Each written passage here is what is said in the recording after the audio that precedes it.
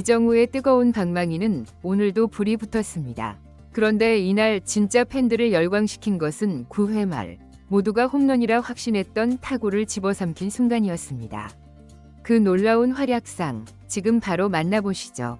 8연승을 향한 자이언츠의 질주, 그 마지막 관문만이 남았습니다.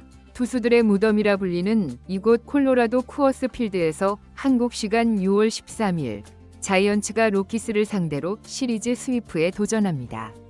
뜨거운 연승의 중심, 그리고 오늘 경기의 키플레이어는 단연 바람의 손자 이정우입니다.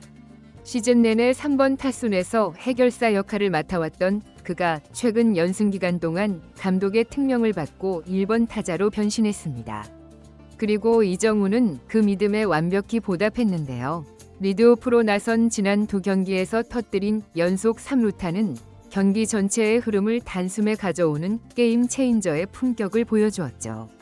평범한 타자였다면 2루에서 멈췄을 타구를 빠른 발과 영리한 주루 플레이로 3루까지 만들어내는 모습은 상대 내야진의 간담을 서늘하게 하기에 충분했습니다. 이제 모두의 시선은 첫 번째 타석에 들어설 이정우에게로 향합니다. 과연 그는 오늘도 성공해서 자이언츠에게 8연승이라는 값진 선물을 안겨줄 수 있을까요? 마운드 위에는 우한 안토니오 센자텔라가 섰습니다.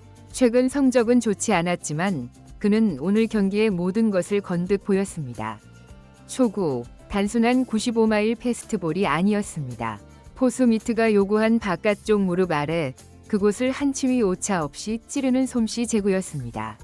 이 굿제 역시 마찬가지. 비슷한 코스로 다시 한번 날아드는 빠른 공은 섣불리 방망이를 내밀기 어려운 정말 까다로운 공이었죠.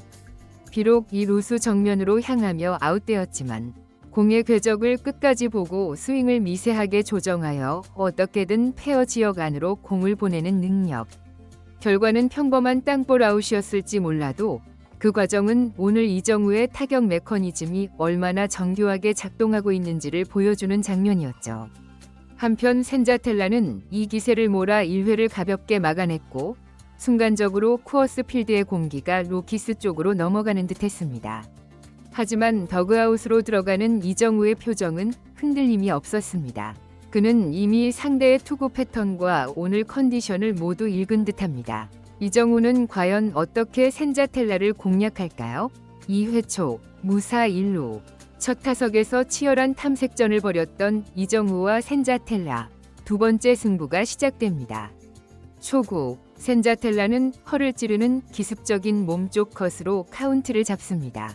타자의 머릿속을 흔든 뒤 그가 선택한 것은 결국 첫 타석에서 재미를 봤던 바깥쪽 승부였습니다. 다시 한번 이정우에게 범타를 유도하겠다는 노림수였죠.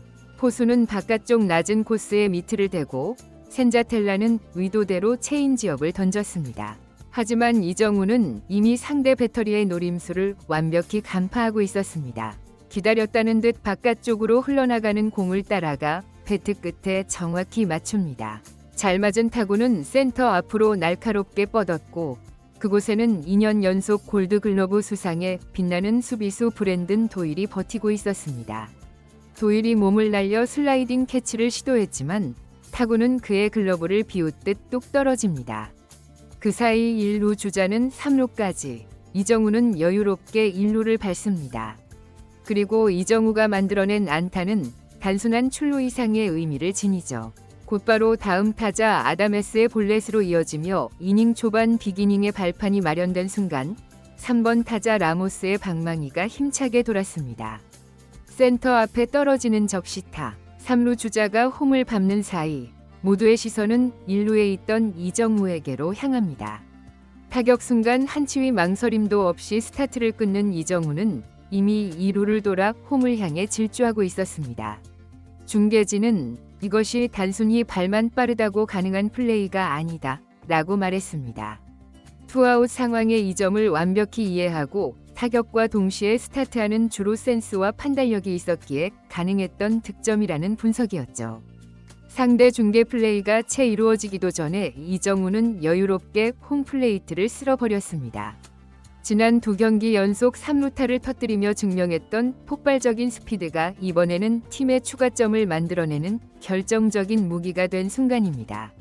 컨택으로 출루하고 주루로 득점하는 것. 이것이 이정우가 왜 자이언츠 공격의 심장인지를 다시 한번 보여주는 플레이였습니다. 스코어 4대 0으로 자이언츠가 경기의 주도권을 가져옵니다.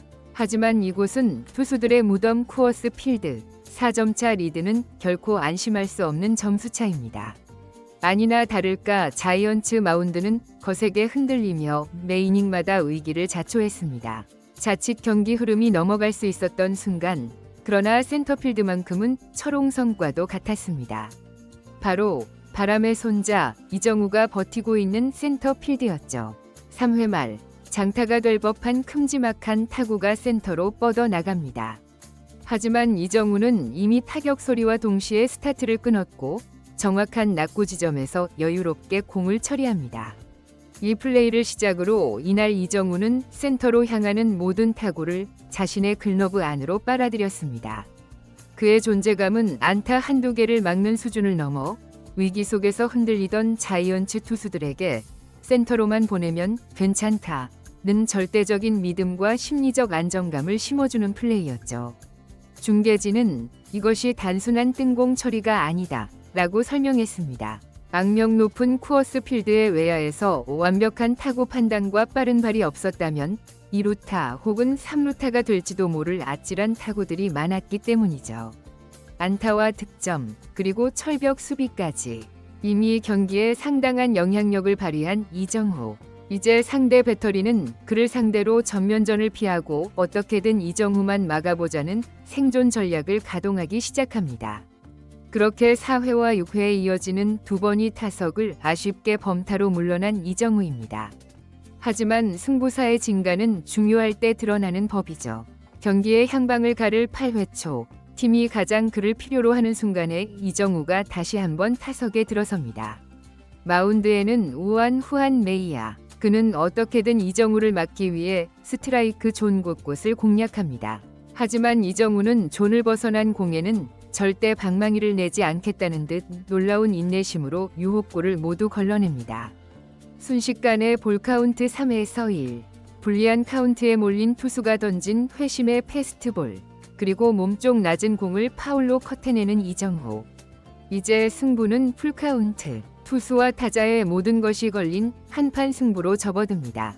메이아는 바깥쪽 높은 공으로 마지막 승부를 걸지만 이정우는 엄청난 집중력으로 이마저 파울로 만들어내며 투수를 압박합니다.